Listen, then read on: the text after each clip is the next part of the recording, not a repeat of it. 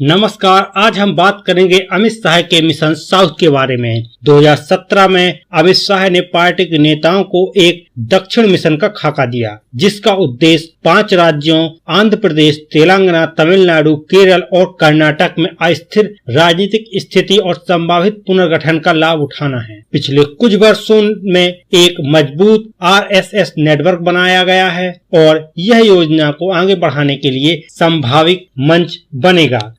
दूसरे राज्यों के कुछ नेताओं को लाना, लोकप्रिय फिल्मी सितारों को शामिल करना।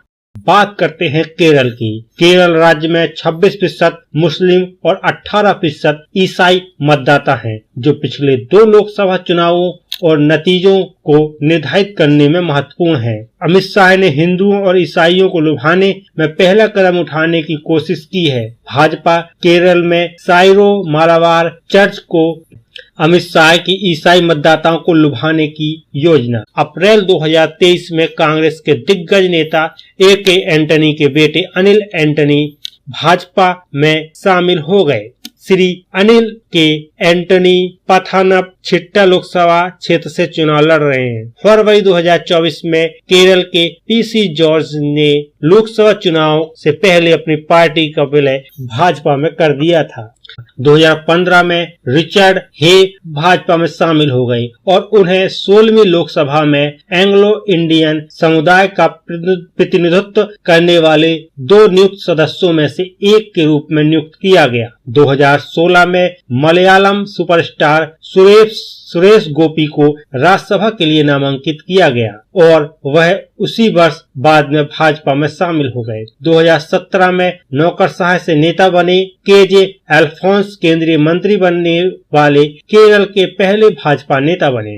मई 2017 में प्रदेश भाजपा प्रवक्ता जॉर्ज कुरियन को राष्ट्रीय अल्पसंख्यक आयोग का उपाध्यक्ष बनाया गया। लोकसभा के साथ साथ विधानसभा चुनाव में पार्टी को बड़ी बढ़त दिलाने के लिए ऐसा किया गया। बात करते हैं तेलंगाना की। हाल ही के वर्षों में तेलंगाना में भाजपा का उदय उल्लेखनीय रहा है। 2018 के विधानसभा चुनाव में 7% वोट शेयर हासिल हुआ था। इसके बाद 2019 के लोकसभा चुनाव में भारतीय जनता पार्टी ने 17 सीटों पर चुनाव लड़ा और 4 सीटें जीतकर कई लोगों को चौंका दिया। दिसंबर 2023 के विधानसभा चुनाव में भाजपा ने 14% वोट शेयर हासिल किया और 8 सीटें जीती।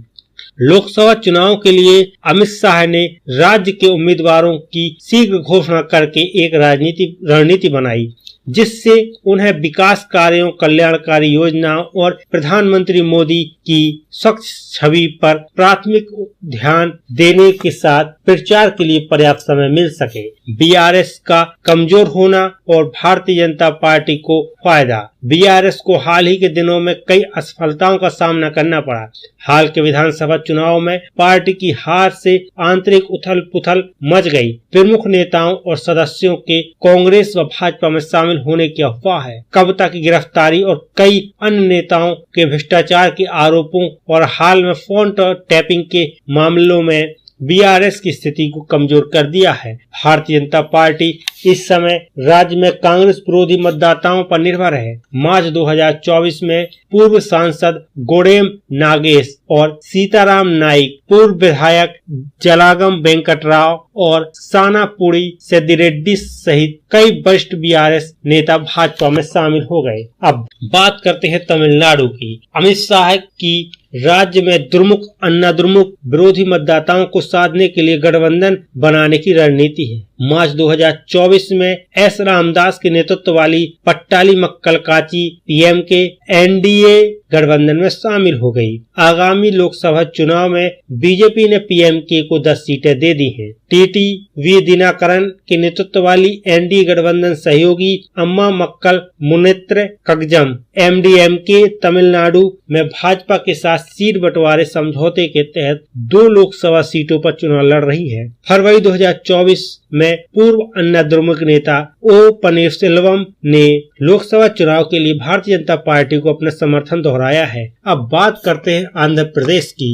राज्य में पुराने सहयोगी को पुनर्जीवित करने के लिए अमित शाह की क्या पहुंच रही है। मार्च 2024 में अमित शाह के दृष्टिकोण के तहत भारतीय जनता पार्टी ने एन चंद्रबाबू नायडू की पार्टी तेलुगु देशम टीडीपी और पवन कल्याण के नेतृत्व वाली जनसेना पार्टी जेएसपी के साथ गठबंधन करने का फैसला किया। भारतीय जनता पार्टी ने 6 लोकसभा और 10 विधानसभा सीटों पर चुनाव लड़ने का फैसला किया, जबकि टीडीपी ने 17 संसदीय और 144 राज्य सीटों पर चुनाव लड़ने का फैसला लिया। अमित शाह ने जेडीएस के साथ गठबंधन करने का फैसला किया। जेडीएस पुराने मैसूर क्षेत्र में गढ़ है। पार्टी उत्तरी कर्नाटक के जिलों में महत्वपूर्ण उपस्थिति का दावा करती है, जिससे अतीत में कई विधानसभा सीटें हासिल हुई हैं। भारतीय जनता पार्टी उम्मीद कर रही है कि जेडीएस नियंत्रित क्षेत्रों में अपने नुकसान को रोकने में सक्षम होगी और अंततः वह अपने लिए वही मतदाता